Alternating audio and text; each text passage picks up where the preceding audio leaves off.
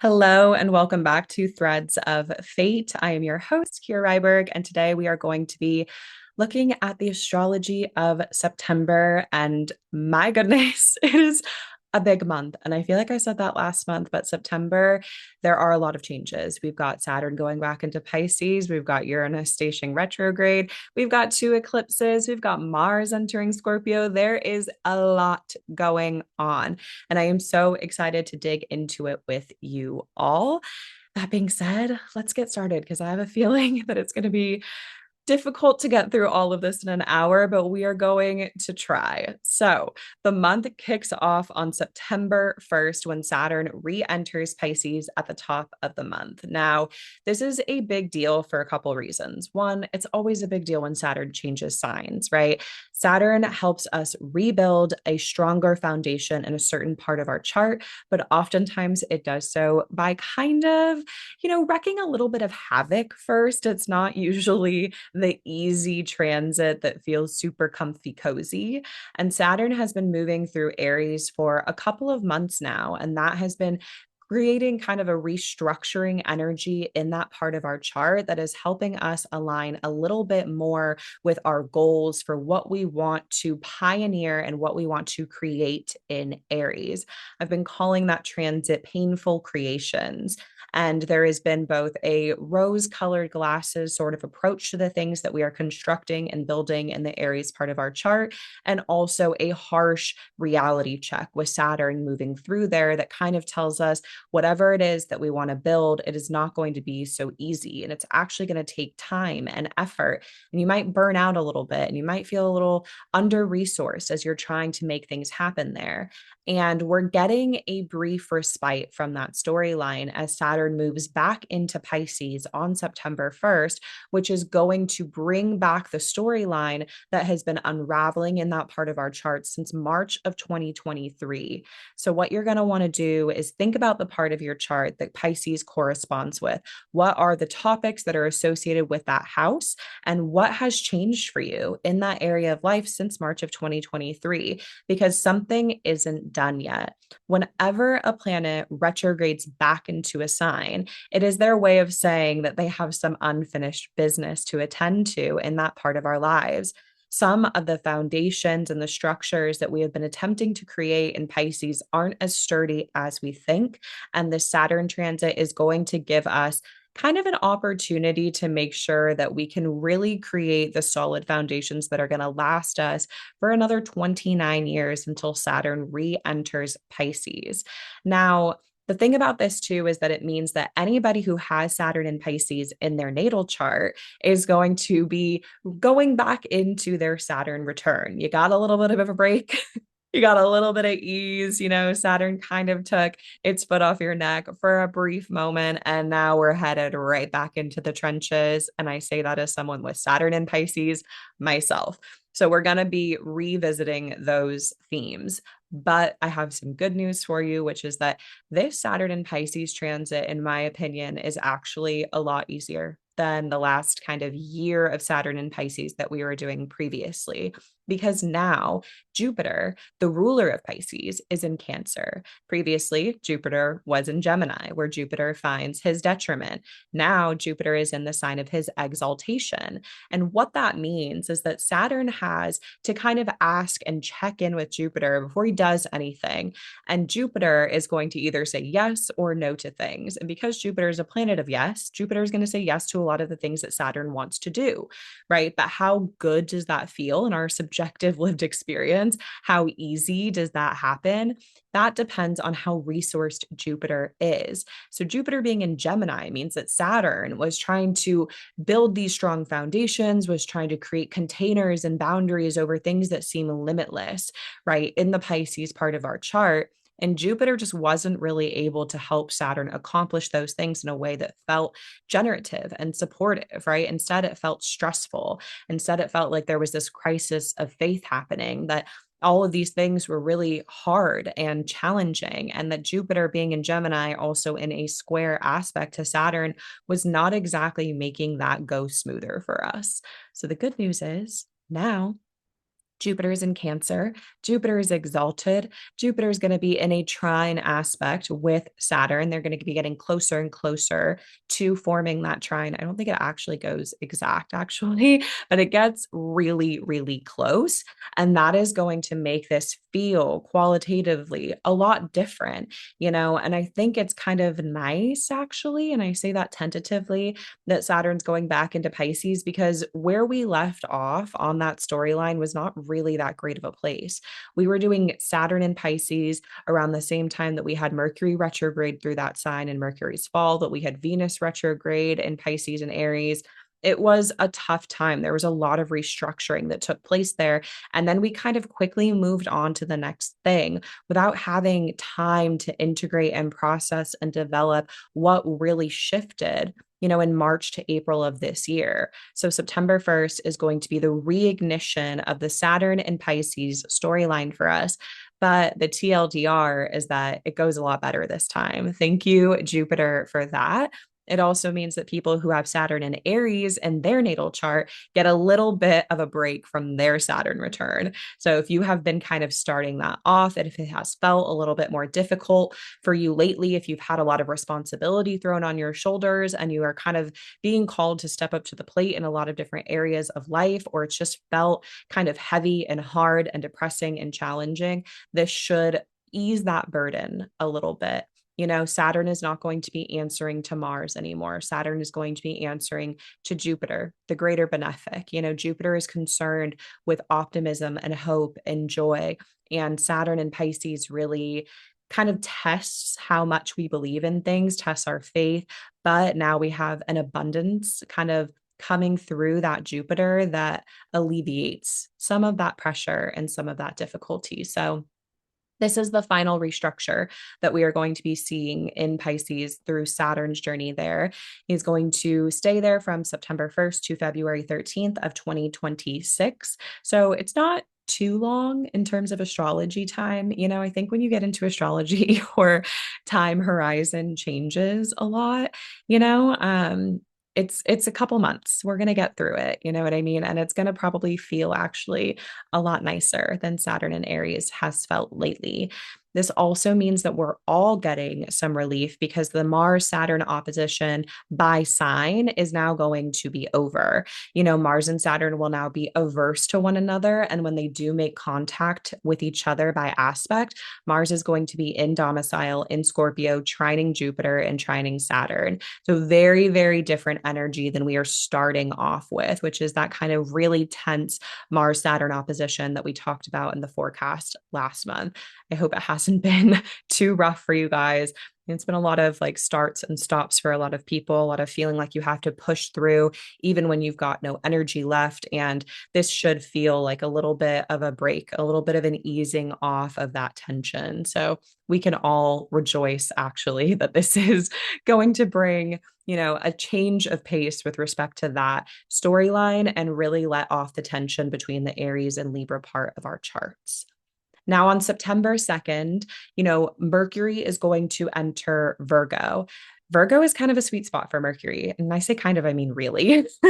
Virgo is where Mercury finds both its domicile and exaltation, which is so interesting because Mercury is the only planet who has their domicile and exaltation in the same sign. And if you want to learn more about that, check out my lecture on the exaltations because we get really into that. But Mercury moving from Leo to Virgo is a big shift because Mercury doesn't have any dignity in Virgo save for a bound. So this is really going to feel like a time where we are communicating more clearly, where our ideas are honed a little bit more. We're going to be able to be more precise. We're going to be able to dig into the details a little bit more. And our communication efforts are going to improve as a result. All of the things that Mercury is responsible for get a boost with this transit. And Mercury is the planet of commerce and coin and trade and communication and messages and divination. So all of those areas of life get a big boost when Mercury moves into Virgo, as do the parts of your chart that Mercury is responsible for. So think about the Gemini and Virgo houses in your chart, like we did with Saturn. You want to think about what houses those occupy for you personally and the themes that are associated with those places. And you can kind of expect for that to start feeling a little bit smoother and going a little bit better for you. Mercury in Virgo is really good at diving into the details. It's a very analytical, logical, let's figure out the solution kind of orientation, which means that if there are difficulties or problems you've been trying to solve, then Mercury moving into Virgo is going to probably feel really nice for you. And because we've been doing Mars Saturn opposition, there are plot problems aplenty, for all of us right now, I'm sure, some more than others, but this helps us kind of keep an eye on things and be like, oh, you know what? My energy would be better directed here. This is a system that I could set up there. Mercury and Virgo is very good at that.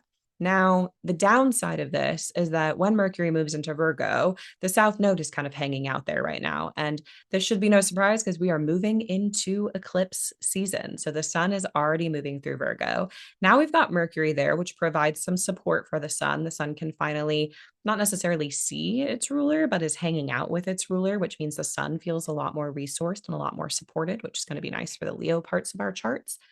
But they're both kind of getting closer and closer to the South Node throughout the month until we get the, eclipses later on. And the thing about this is that the South Node is a draining influence. And so as Mercury moves closer and closer to the South Node, that can feel like your mental faculties start being strained a little bit. It's an interesting one because Mercury's got all of the dignity, but at the same time is kind of being sucked dry. Now, this can be really helpful for kind of purification of the mind. The South Node isn't only bad, right? There can be ways in which it is supportive and helpful for releasing certain scripts or narratives that we're telling ourselves about who we are, in particular with the sun being present.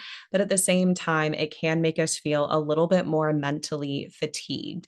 So take it easy on yourself. Maybe not the best time to be like starting a new, really mentally activating project of any kind. Not the time to be starting a writing project, for example, if you can avoid it, because this is going to decrease Mercury's natural inclination to just go, go, go, go, go. It would be a little bit more better for maybe spiritual reflections or contemplations or spiritual kind of writings, because the South Node does give that bent a little bit. It is connected to that which is ancient and old and of the past and is not necessarily visible or tangible. So in some ways this is like a writing about ghost stories kind of transit, but it's not necessarily the best for kind of starting your magnum opus, let's say. Mercury is going to conjoin the South Node around the 12th, which during that time, and we'll get into this a little bit later, there is a Mercury cazimi. So again, we got this really interesting influence where Mercury is entering the heart of the sun, where they are said to be protected from the sun's rays, which Mercury is kind of anyway in Virgo because of the domicile and the exaltation, takes on a condition called chariot. And I always like to think about this. I think I got this from the astrologer Shuli Rose, which is you can imagine a really bright, sunny day. If a planet is in a chariot, they are protected from the sun's rays. And so they might be feeling the warmth and feeling the heat, but they're not necessarily going to be afflicted by it in the same way. So Mercury has that chariot condition as he moves throughout Virgo, but that South Node cazimi influence is kind of like clarity comes through mental fatigue and exhaustion. So that's kind of one to keep an eye on around the 11th and the 12th as Mercury gets closer to the South Node and then also conjoins the sun. Now, when Mercury first enters Virgo on the 2nd, they are going to run into a square with Uranus. Now, this is happening every time a planet enters a mutable sign right now. And we saw it last month with the new moon in Virgo. And now Mercury's coming along to kind of ping that same storyline. Uranus is the planet of upheaval. It wants to change things. It wants to revolutionize things. It wants to do it different. And so when Mercury, the planet that's responsible for our thought processes and our ideas and our minds, comes into a square with Uranus, it can provide some really innovative and interesting ideas. And because it is at that same degree that it happened at with the new moon in Virgo, it might be directly tied into that storyline. So think about what came up for you around that time. I want to say it was August 22nd or 23rd that we had that new moon. Yeah, it was the 23rd, depending on time zones for you. So think about what kind of came up for you around August 23rd and realize that there might be some ways in which Mercury entering Virgo on September 2nd starts to kind of activate the storyline of that very new beginning that we saw emerge in this part of your chart at the end of last month. So this is going to be a nice boost for anyone who's got Gemini and Virgo placements because the ruler is home, and that always makes it feel a little bit easier, a little bit more resourced, and a little bit more supportive, even with that South Node influence. Now, on September 6th, we have Uranus stationing retrograde at 1 degree of Gemini. This is the first time that Uranus is stationing retrograde since entering Gemini. So it's a really big one. It's a really important one. And it's one to watch for sure, especially if you have placements at the early degrees of mutable signs. So Gemini, Virgo, Sagittarius, and Pisces, talking to you. You got placements around 0 to 4 degrees. You're going to feel this station. And Uranus transits, in my experience as an early degree Gemini rising, has given me a new understanding of what this is like. It's the feeling that if something doesn't change, you are literally going to combust. Like it is like this energy and this electricity inside of you that makes you almost want to crawl out of your own skin until you're able to make changes. And so when Uranus stations retrograde, it's going to activate that desire to completely uproot and upheave the part of your chart that Gemini is associated with. So for me, I'm expecting big changes as it relates to my appearance, my general life direction, my core priorities, because that's my first house. If it's your second house, it might kind of correspond with you wanting to quit your job or change up what you're doing to make money or start a side hustle. Third house, it could be talking about your siblings. Fourth house, you might want to change your living situation. Fifth house, you could get a lot of inspiration for a creative project, or you might want to try a whole new hobby out, or you might want to start dating or change up something in your sex life. Sixth house could be about your work, your pets. Like you might want to spontaneously adopt an animal, for example. You might change up the ways in which you are taking care of your body and maintaining your physical form. Seventh house, your relationships are going to undergo a change, are going to look like maybe wanting to liberate yourself from a current dynamic, maybe try out a different kind of relationship style or reconfigure the way that you are approaching your current relationships. You could meet someone if you're single, right?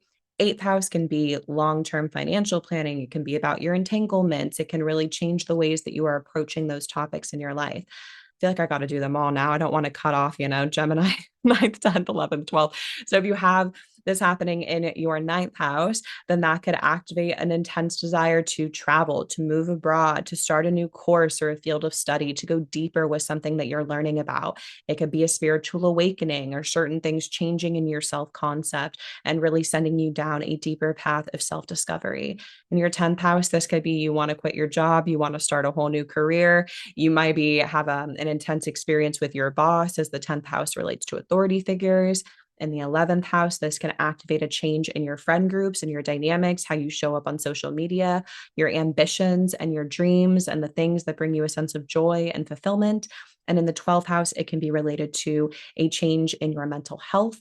It can also relate to immigration. This might be you wanting to start therapy, for example, you wanting to quit therapy, you wanting to start a meditation practice, join a monastery, go to an ashram, all those types of 12th house significations. If you want more on the 12th house, I recently put out an amazing episode that you guys have been absolutely eating up with Joe O'Neill, the 12th house specialist. So go check that out.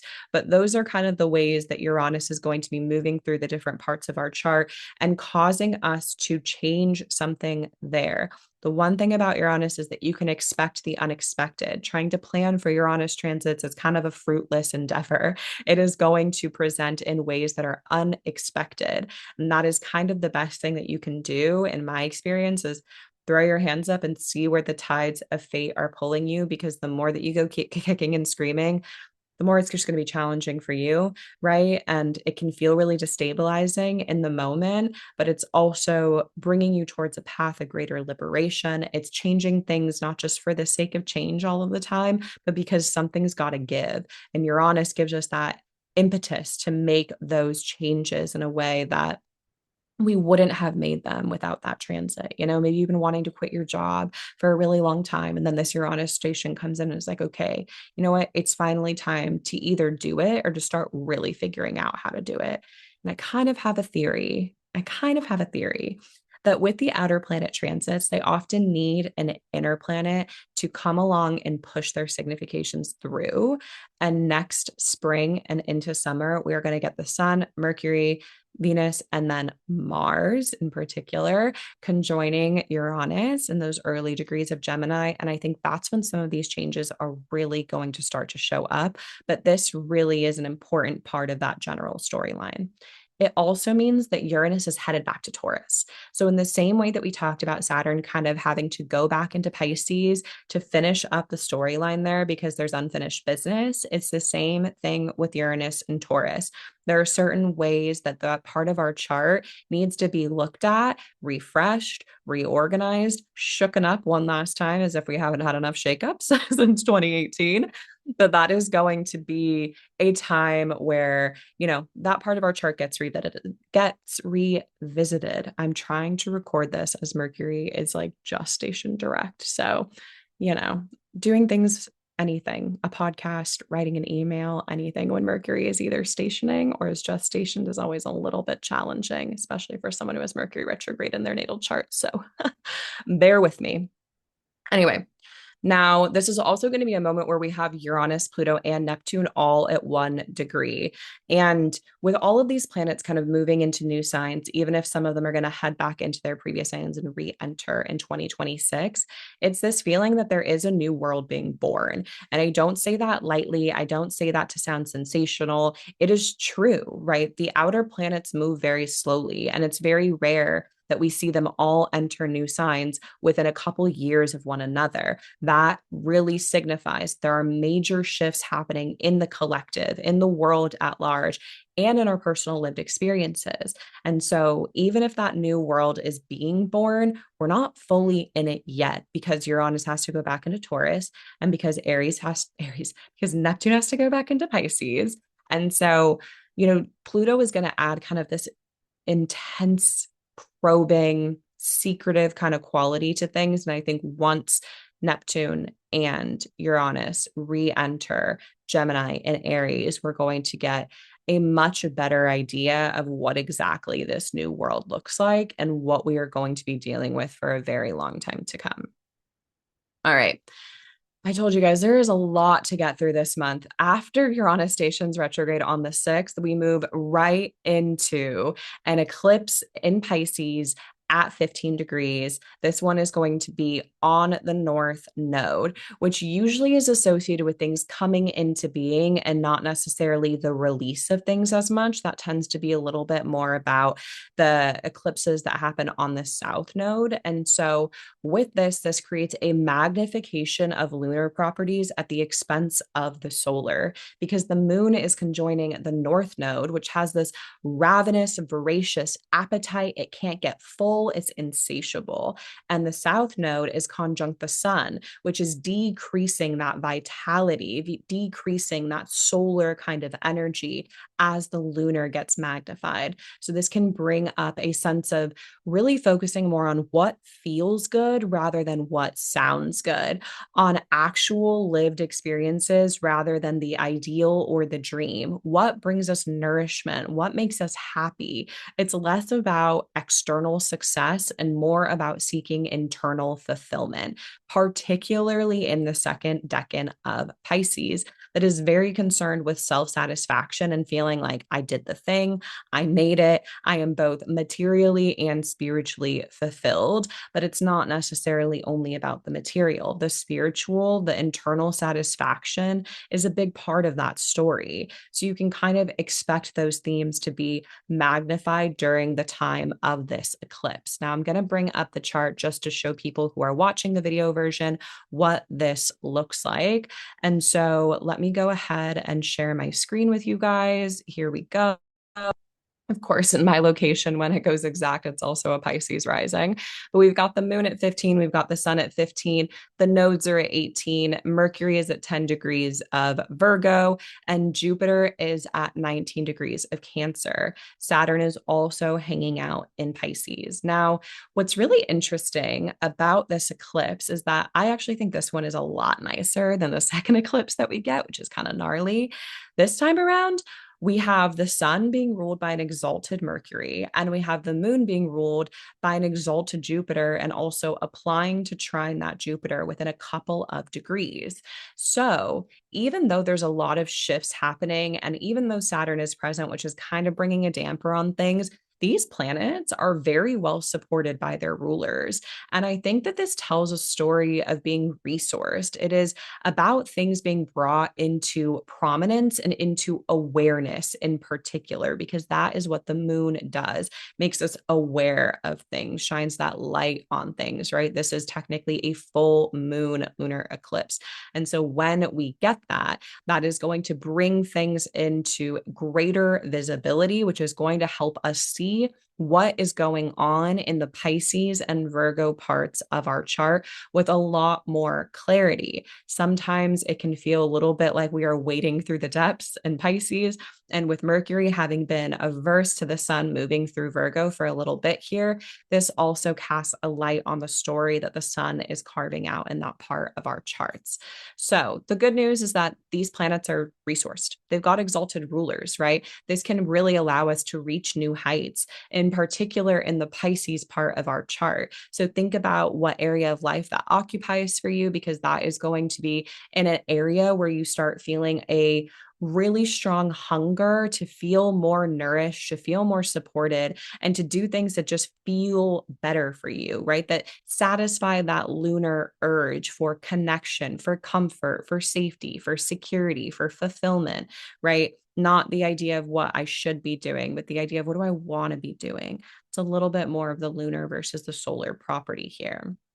Now, the eclipse is kind of creating this urge to have it all, and Saturn says that we can't actually have it all because, of course, Saturn has to come in and be like a little bit of a damper, or at least says that we have to get real about it. We have to think about, okay, if we want the spiritual and material fulfillment, that no one's probably going to come along and hand that to us, right? That we have to make changes to bring those things into our lives a little bit more. We can't always control the material, but we can ideally carve out some time for spiritual practice to align ourselves with the things that feel a little bit better in that way. Everyone has a different approach to spirituality, to religion, to belief.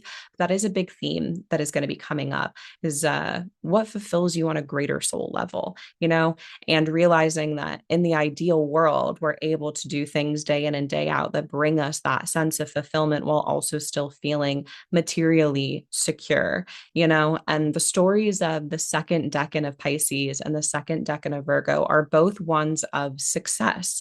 We have the Nine of Cups in Tarot and the Nine of Pentacles in Virgo, but this success does tend to feel both kind of I don't want to say alienating because I don't think that's the right word, but it's done solo. There are no other figures on those cards besides the two that we see. We have a man sitting in front of nine cups looking very self-satisfied in the middle decan of Pisces, and we have a woman in her garden in this lush, vibrant space on her own in the second decan of Virgo. So sometimes this can feel like you have to do it on your own. And that kind of material and spiritual success and integration that we are hoping to find doesn't come from outside of you, but it comes from within you. So, kind of thinking about how those themes start to show up in the week leading up to this, really, and the week following it are going to be kind of major parts of this Pisces story for you and the Virgo story as well. Now, the last time that we had an eclipse in Pisces, I believe, was back in September of 2024. So you can also think about what was going on in your life at that time. Yeah, September 18th, because this is going to be the next kind of part of that story. So just piece all of these things together. What part of your chart is Pisces corresponding with? What house topics go there? What happened around September 18th for you? And then how are certain themes that rhyme with that period showing up now? Because that is almost like the next step in this journey for you. So that is going to be the eclipse that we see on the 7th. So be ready for that. Eclipse season is always a weird time. It's just, it's a weird one. It can kind of bring up this feeling of being in a time vortex where everything is kind of shifting, even if nothing has tangibly or materially shifted yet. And it can just feel like you have trouble sleeping, that your concept of time is warped in some way. I call it the vortex, and it's going to feel like we have fully, well, and truly entered the vortex by this point, and we are not getting out of it necessarily anytime soon. We've got another eclipse coming in 2 weeks, so gird your loins, as they say, because it is just getting started. Now, on the 12th and the 13th, as we talked about before, we are going to have that Mercury cazimi at 20 degrees of Virgo. This is the middle of eclipse season. The vortex is vortexing. This is not your usual cazimi, right? The insights or the clarity that this cazimi brings to you might arise in less obvious ways. It might be more connected to realizing what you need to let go of in the Virgo part of your chart to attain some of that spiritual material integration and fulfillment in the Pisces part of your chart. Now, this cazimi also happens in an opposition to Saturn in Pisces, which can kind of bring some doubt into the clarity that arises. Saturn is the planet of fear and limitation and repression. And when a planet goes cazimi, they're literally entering the heart of the sun. They are within 1 degree. They are protected from the sun's rays. And there is an illumination of that planet's properties and significations. And so with the Mercury cazimi, right, it's like, oh, I have an idea about what I need to do now. But because of the South Node, it's kind of a little bit more of like an inkling or a feeling rather than this stunning illumination. And then that feeling from Saturn's opposition can make you doubt, like, wait, is that really what I'm supposed to do? Is that really what I'm supposed to let go of? I'm not so sure that's the right way to go about doing things, because Saturn introduces doubt, introduces imposter syndrome, and can bring some fear into the equation. So whatever it is might not feel easy to let go of. You might be really attached to that thing. And yet at the same time, the eclipses are kind of demanding that we release some of this stuff so that we can move forward, right? Eclipses are agents of fate. And sometimes fate can be cruel and sometimes fate can be kind. And I think that first eclipse is a little bit kinder, but the next one is a little bit crueler.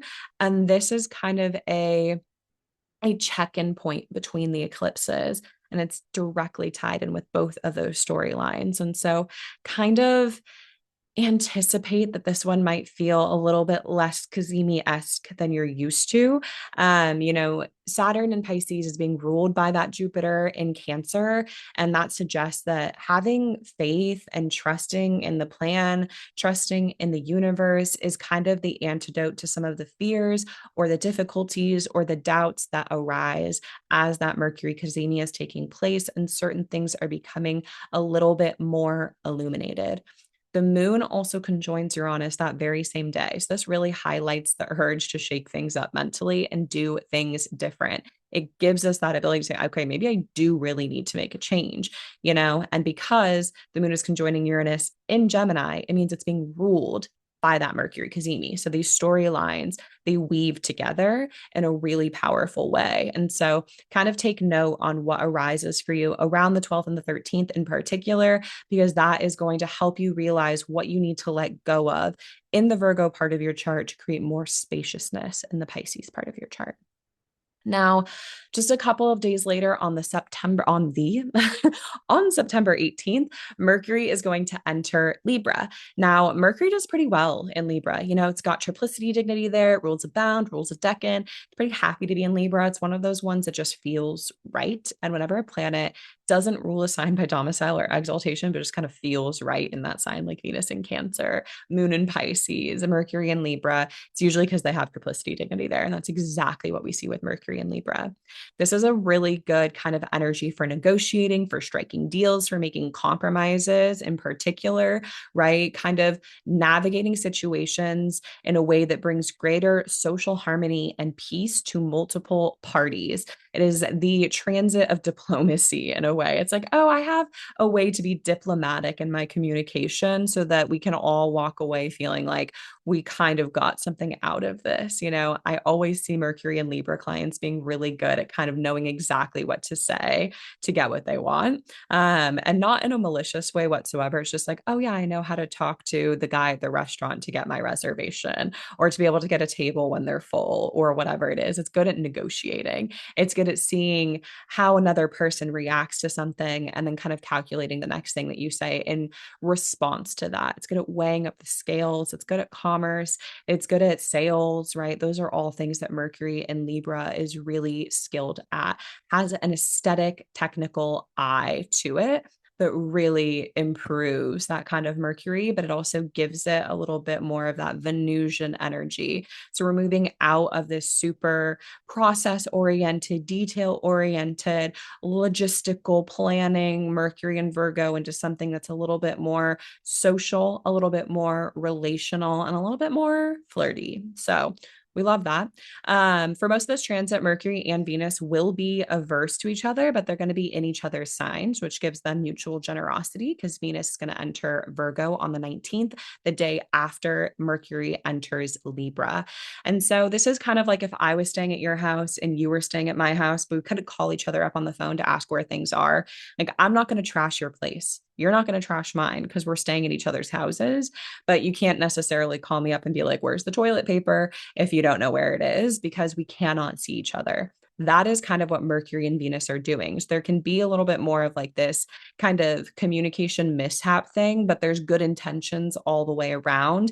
And there's a little bit of a softening to these transits because they're happening in tandem with one another. So it's nice because this frees Mercury from Saturn's gaze, right? Mercury has been coming up against that Saturn opposition ever since the Cazimi, and technically by sign well before that. This is a little bit smoother. Mercury is also going to be looking to Saturn as the exaltation lord, but is not necessarily going to be kind of entrenched in that doubt, fear, imposter syndrome that we were talking about before. So this is probably going to feel like a weight off of your mind as Mercury moves through Libra, which can make it feel a little bit easier to connect with other people, put yourself out there, put your ideas out there, because there isn't that kind of thing, that Saturn on your shoulder casting doubt into everything you're thinking and saying all of the time. So when Mercury enters Aries, I really can't talk today. When Mercury enters Libra, it is going to oppose Neptune in Aries immediately, which does add some initial confusion to this transit. Mercury Neptune stuff can feel like things are just shrouded, like you are moving through the fog, like you are trying to think through the haze. Brain fog is like a Mercury Neptune key phrase for sure. So it can very much feel like that on the 18th, 19th. And, Neptune's at 0 degrees, Mercury will be at 0 degrees. This is going to clear up quite quickly. But if you're feeling a little bit mentally foggy around the 18th and the 19th, that's why give yourself a break and maybe don't start anything that you need to have a really clear state of mind for on those days.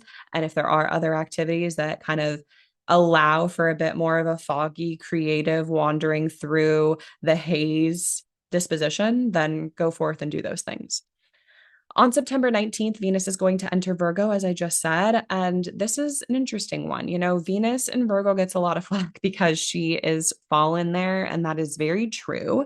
But Venus also has like a weird mix of dignity in Virgo. She's kind of secretly powerful here, even though she's very under resourced on the surface by being in the sign of her fall. I was just talking with the astrologer Meg Keen the other day about planets in fall. And I was like, I always picture them like Uma Thurman and Kill Bill, where she's like stuck in the coffin and she has to like fight her way out just using her fist, right? Like she's got no tools. She really just has like her own self power to get out of there, but she's able to break through. And then Meg was like, that's so weird because that's also exactly how I picture planets in fall is Uma Thurman in the coffin. So that is kind of like the baseline nature of fall from two of your two of your astro faves.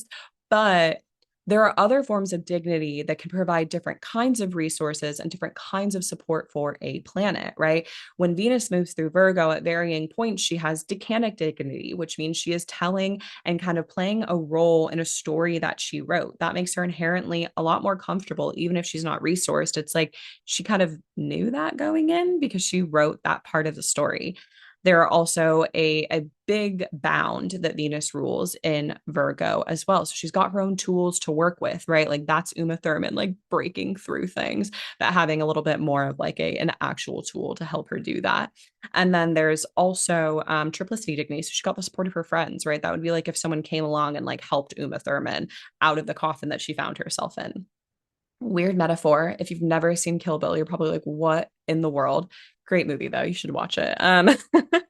So in that sense, I feel like, it's kind of I want to make this work, but I don't know how we're going to get through this kind of thing. That is very much the Venus and Virgo opposing Saturn kind of energy, right? Like Venus and Virgo is ready to put the work in and she isn't necessarily as resource as she wants to be, but Saturn is adding that element of doubt, confusion, stress, pressure, heaviness onto Venus throughout this transit. And Venus in Virgo, part of the reason she falls there is because when we get consumed by the details, we miss the forest for the trees, right? This is a great graphic designer placement. For example, my graphic designer has Venus in Virgo, and bless her for it. I wouldn't want anybody else. She sees everything that nobody else would see.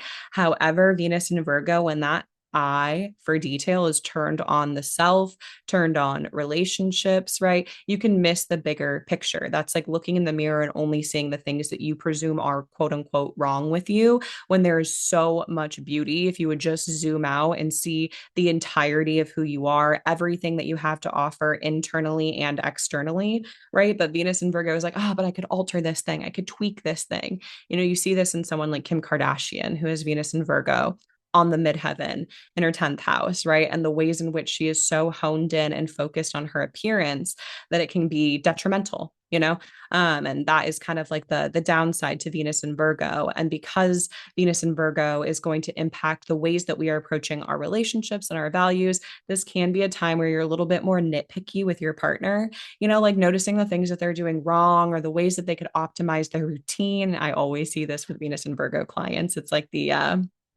idea of like, but you could fix your schedule to get to work. You could just go down this different street and you'd save 2 minutes. And then their partner is like, okay, but I don't need to save 2 minutes and I like going the way I go. And like that sounds like, but I could make this better for you, right? And it comes from this utmost love and care and wanting to be of service and wanting to help. But sometimes it can come across in a way that is not always received the best by other people. And Saturn's opposition to Venus and Virgo doesn't necessarily make that come across any better, right? Because now Venus is also being met with a malefic planet. And so this can be a harder transit relationally for those few reasons.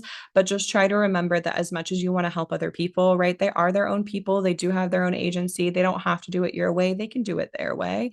And that if you are having a bit more of a critical eye towards yourself at this time, try to remember to zoom out, see the whole picture. You're beautiful as you are. You're perfect as you are. You don't need to change every little thing or optimize every little part of your life, right? Like we're not robots. We're not here to optimize everything. Like you're also allowed to be messy and human. And even if Venus and Virgo tells you that's not true, I'm here to tell you that it is. So that is going to be part of that. Venus is also going to be meeting the South Node, right? Which is a little bit trickier, a little bit harder, especially relationally. It can kind of wear us out. It can make us feel like we just don't really like anything as much. Like it can kind of create this feeling like, like I'm sick of all this music and I'm sick of the things that I like and I'm sick of my makeup, I'm sick of my clothes.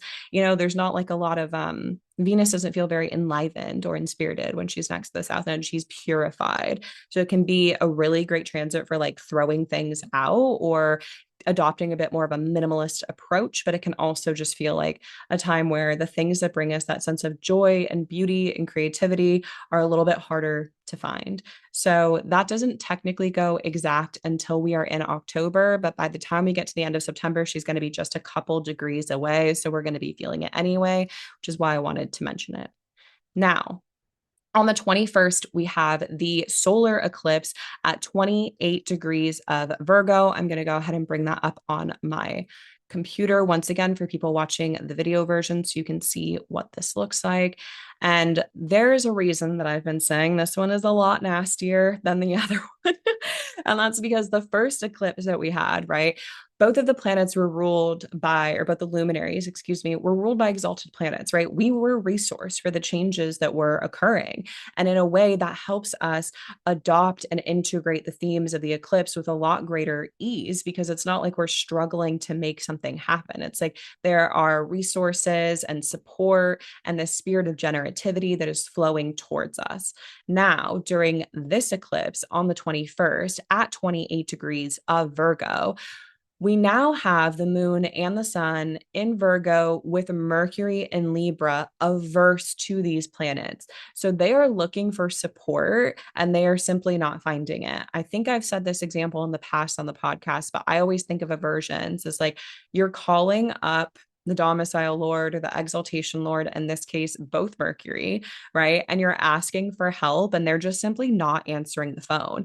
Like Mercury is over here in Libra doing Mercury and Libra things and is not really concerned with what's going on over here in Virgo because you just can't see it. They're literally checked out from that part of the chart because it's not in their line of sight. And so, because of that, that can really create this feeling of like trying to look for support, trying to look for help, and just not getting those needs met. On top of that, the South Node is next to this eclipse, which means that this one's a little bit more about releasing things, about seeing things being taken away, about letting go, which tends to just be inherently a little bit more difficult than things coming into being, right? This isn't like, I got the job. This is like, I lost the job, or I lost that opportunity, or I didn't work out the way that I was planning. Sometimes in letting go of something, something new emerges. So it's not like that can't create spaciousness, but that's the nice positive interpretation of this. The realistic one is that this is also opposing Saturn. And Saturn, by degree, Saturn likes to say no to things. Saturn is more often than not going to say, oh, yeah, you want to let go of something. So here's a new, beautiful, wonderful possibility for you. Saturn's just going to make it feel hard. Saturn rejects and represses. And so even though we are being forced to kind of release something in the Virgo part of our chart, there isn't necessarily something coming into being in the Pisces one either. We saw that a few weeks ago. And so, kind of managing expectations around this eclipse and realizing that it is a little bit more difficult because of that opposition with Saturn, and that it's also intimately tied into the story of what began when we did have that brand new moon at 0 degrees of Virgo at the end of August. We're kind of bookending the sign here. We had one lunation at 0 degrees, and now we had this other one at 28. And that really tells me that there is a story here, right? We are starting something and then we are bringing something to a close. This might look like a chapter closing in the Virgo part of your chart that you thought was full of potential just a month ago. And that might be letting go of something to allow that new beginning to really take root in a different way, but it's probably going to come through a shift in the expectations of what you thought this was going to look like or how you thought this was going to go. There's also just a greater likelihood of feeling burnt out, feeling exhausted because the moon will be very close to the south node. The sun is also a planet that brings us vitality. And when both of the luminaries are next to the south node, we are just kind of wiped dry. And the opposition with Saturn is certainly not helping that. So really try to take care of yourself, try to take care of the people around you, rest, make sure you're staying hydrated and nourished, right? That is a massive thing with Virgo. It's a very dry sign. And so we can also ourselves feel a little bit dried out, in particular with the luminaries being next to the south node. So stay hydrated, take care of yourself, rest. Don't start anything new on this day for the love of the cosmos. This is not the time that you want to be initiating a new thing. And there's a heaviness here. There's a weightiness because of Saturn. So if you're feeling a little bit down, if you're feeling a little bit sad, a little bit gloomy, that's part of this and that's okay. It will pass. This is going to be like this forever, right? Right after this, a couple days later, the sun is going to enter Libra, Mars is going to enter Scorpio. We're going to be in a very different sky. But this day in particular, I anticipate it being a little bit harder. So just kind of be kind to yourself, be easy on yourself. There's this big question of legacies. There's this big question of what is worth going to the ends for. That is all Virgo 3 things. That is where we meet the final end of earth signs, the final end of materiality. So it can often feel like there is a death taking place. And that doesn't mean it's a literal death. It can be a metaphorical death, right? But the end of a dream, the end of an idea, the end of something that you have been trying to bring to fruition since August. And so just take care, take it easy. It's not the easiest eclipse, but it is part of the overall story. And we're not done here. We're going to have more eclipses in Pisces and more eclipses in Virgo. So even if this does bring the end of a certain storyline, it doesn't mean it's the end of the entire story. It's a battle. It's not the war kind of thing. All right. On the 22nd, we have the last two major things happening that I want to talk about, which is the sun entering Libra and Mars entering Scorpio.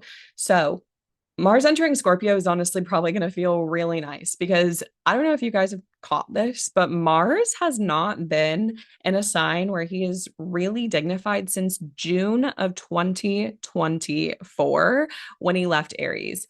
We did Mars and Taurus after that, where Mars was in detriment. We did Mars and Gemini after that, where he's mostly peregrine. One little sweet spot where Mars has a bound and a decan. But we were also doing like that summer of 2024 was nasty. I don't know if you guys remember. We had the Jupiter Mars conjunction squaring Saturn. Venus was in Virgo. It was not great. So Mars, even when he had a little bit of dignity, was really in a tough spot with the square to Saturn. Then we had Mars in Cancer for God knows how long, right? Being in fall, not an easy spot. Then Mars was in Leo, where he's mostly peregrine. Then Mars was in Virgo, where he's co-present with the South Node. Then Mars was in Libra, opposing Saturn. I'm getting exhausted just talking about how Mars has been exhausted since June of 2024. And September 22nd, that all changes when Mars enters the sign of his domicile. It's also Mars's preferred domicile because it is a nocturnal sign and Mars is a nocturnal planet. This is really good news for anyone who is in a Mars ruled year. Your energy, it should start feeling like it's coming back in a major way. Mars in Scorpio is very strategic. It knows how to get things done. It's a little bit more of that kind of ninja assassin approach rather than I don't know if it's Austin Coppock says you know, Mars and Scorpio is like the sniper rifle versus like Mars and Aries is the machine gun. I didn't come up with that. I got that from another astrologer. I think it's Austin, but I always thought that that was like the perfect way of thinking about these. Mars and Scorpio is kind of a plotting energy, right? It likes to plan out the attack. Mars and Scorpio has the receipts. Mars and Scorpio knows how to get things done and is an absolute powerhouse. So this is going to feel like there's just a lot more energy on the table. And for night charts a little bit more so because Mars, having a lot of resources and a lot of power isn't always the best thing for people with day charts who Mars doesn't tend to look as kindly upon as night charts. Just keep that in mind, but it is going to bring a refreshed energy to the Scorpio part of your chart, which is going to be getting a lot of activity in these next couple of months. We're going to get the sun moving through there. We're going to get Mercury moving through there. There's going to be a Mercury retrograde there. Then Venus is going to join the party. A lot of stuff happening in Scorpio, and Mars's entry into it kicks off that storyline. And, it's just going to feel like there's a little bit more of an ability to focus and get shit done, which overall is quite nice. And Mars is going to be in much more supportive aspects at this time. Mars is going to be trining Saturn, trining Jupiter, right? So there's a little bit more ease and a lot less friction, which I think is going to feel really nice, right? This is generative conflict. It's not just conflict for conflict's sake. This is the ability to plan something out and actually carry through with it. It is going to bring just more energy, more resources into the Scorpio part of your chart, but also to Aries, the other sign that Mars rules, and to Capricorn, because Mars exalts, and Capricorn is responsible for elevating planets and placements in that sign. So all in all, it's a big change of pace from the Mars Saturn opposition that we've been doing, and it's going to feel like a relief. I am a day chart. This will square my natal Mars, and I'm still looking forward to it. I'm like, get me Mars and Scorpio, because this Mars and Libra energy is not cutting it for me personally. And then on that same day, a couple hours later, the sun is going to enter Libra. We're still very much in the post eclipse haze, right? We were just coming off of that eclipse that we had on the 21st. So we're still in the vortex, but this does take the focus and the pressure off of the Virgo part of our chart because we don't have any luminaries there anymore. So it's going to feel like we're starting to move out of that intensity that we were experiencing from eclipse season. It's a little bit more of the reflection period. And okay, like, what do I do with this now? The sun is going to be separating from Saturn at this point, which is going to feel like an absolute relief. We'll be averse to Saturn and to Mars, which, even though the sun is in fall in Libra, it's going to feel like a nice change of pace. That weight, that heaviness, that pressure, that conflict, that tension that the malefics bring, the sun is just not going to be feeling any of that. So even if we feel a little tired, which makes a lot of sense, right? Like, we're literally coming off the eclipse where we were completely kind of cast down a little bit by the Saturn of it all. This is going to feel like, okay, I'm tired and I need some time to recuperate my energy, but I'm on the pathway to healing. I'm on the pathway to feeling better. And so take it easy with the sun moving through Libra. There's also there's a greater focus and a greater emphasis on all of the Libran themes, on relationships, on compromise, on connection and creation and justice and equality, which are all things that we could use a little bit more of. The sun opposes its exaltation of Aries and Libra, and that's why it falls there. But that's because the sun is all for individuality, right? It is about the hero's journey in Aries. And in Libra, it's about the collective, it's about the other, it's about the relationships that we have to sacrifice the self for. And sometimes that's not always a bad thing. And I think in the world that we live in, we could use a little less individuality and a little bit more compromise, a little bit more of a focus on justice and equality and what is good for everyone, rather than what is good for the one. And I think that this is going to feel a little nice. Now, when the sun first ingresses, it is also going to oppose Neptune, just like Mercury did. So be ready for a little bit of confusion, especially as it relates to your self-image and self-concept, right? This can be this big question of who am I? And then looking to another person, the Libra kind of way, to tell you who you are, and then feeling more confused after they offer you a reflection. So, not the best time to be doing like deep work around who am I, but you might emerge with some greater clarity and insights as the sun begins to separate from Neptune. This also, having this shift on the same day of the sun entering Libra and Mars leaving Libra, brings a lot of relief to the Libra part of your chart, right? There's an opportunity for repair here, for some illumination around this area of life for you, and also just going to take off some of that malefic heaviness. So if there's been conflict or difficulty with the themes that the Libra part of your chart is associated with, this is going to really bring some ease and some opportunity for you to see those things more clearly once the sun gets past Neptune on the 23rd and the 24th of September. And it's going to be a relief because we also don't have Saturn in Aries. So this is probably going to feel really, really good for Libra placements. It's like no malefics, no malefics in Libra, no malefics opposing Libra, so congratulations to the Libras this year because you're going to have a nicer season than you've had, or have been dealing with at least for many months now with Saturn in Aries. So that was everything I wanted to get through. Thank you guys so much for listening to the podcast. If you could leave a nice review on Apple or Spotify, it really helps the podcast grow. And if you haven't checked it out already, I did just release the Houses Guidebook, which is a deep dive into the 12 houses. And we talk a lot in these forecast episodes about, okay, well, what house does Pisces occupy for you? Think about the themes of that house. Now, when we think about the themes of a house, we tend to go straight to keywords, right? Because that's what we learn, that's what we're taught. And it's an easy reference to describe what that part of the chart is all about, but it's not the full story. Keywords can be exclusionary, they limit our astrology, and they can make us be less accurate and less specific. The houses are stages, and they are the stages of life, and you cannot contain all of life within 36 keywords. So, that being said, if you haven't checked out the houses guidebook yet, it is a deep dive into all of the houses that really takes you into the stories of these different areas of life. And it talks about the aspects made from house to house. And it is really, I think, going to change your astrology practice. So check that out if you haven't already. Go ahead and give us a like, subscribe, do all the things. And thank you for listening. I will catch you in the next one. Bye.